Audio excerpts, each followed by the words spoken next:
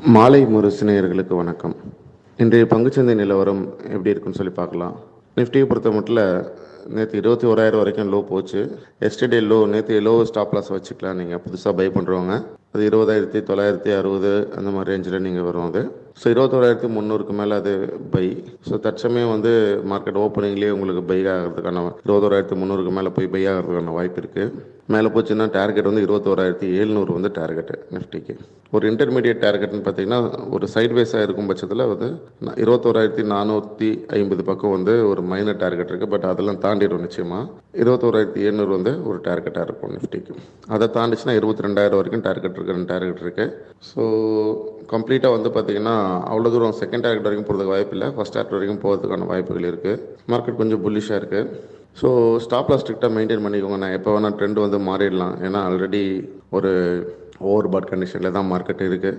ஏற்கனவே 21,600 அப்படிங்கிற அந்த ரேஞ்ச் வந்து அங்கேருந்து மார்க்கெட் கீழே விழுந்துச்சுன்னா, ஸோ ஃபஸ்ட்டு வந்து 22,000 போகுமா, 21,000 வருமானா, 21,000 வந்துட்டு தான் போகும் அப்படின்ற மாதிரி ஒரு கெஸ் சொன்னேன் நான். ஸோ கம்ப்ளீட் எக்ஸ்பீரியன்ஸ் தான் அதெல்லாம். ஸோ அது வந்துட்டு மேலே போகுது அப்படின்னா இந்த வாட்டி நிச்சயமாக வந்து அது புல்லிஷ் ஆகிறதுக்கான வாய்ப்புகள் இருக்குது. ஸோ மார்க்கெட் வந்து கீழ் நோக்கி கொண்டு வரதுக்கு வந்து ரொம்ப அவ்வளோ ஈஸி கிடையாது.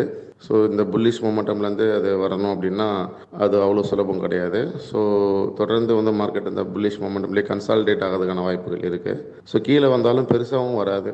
ஸோ நம்ம நினைக்கிற மாதிரி பழையபடி 18,000 19,000 வரதுக்கான வாய்ப்புகள் கிடையாது. ஸோ மார்க்கெட்டோட ரேஞ்ச் மாறி போச்சு. ஸோ ரேஞ்சுங்கிறதுன்னு பார்த்தீங்கன்னா 20,000க்கு மேலே தான் அதோட ரேஞ்சு வச்சுருக்கோம் இனிமேல்.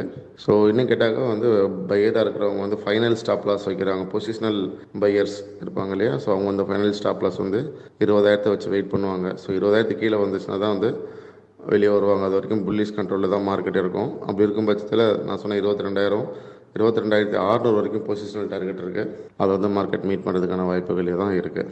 ஸோ மார்க்கெட் வந்து புல் மார்க்கெட்டாக இருக்குது, பையர்ஸ் கண்ட்ரோலில் இருக்குது. நன்றி, வணக்கம்.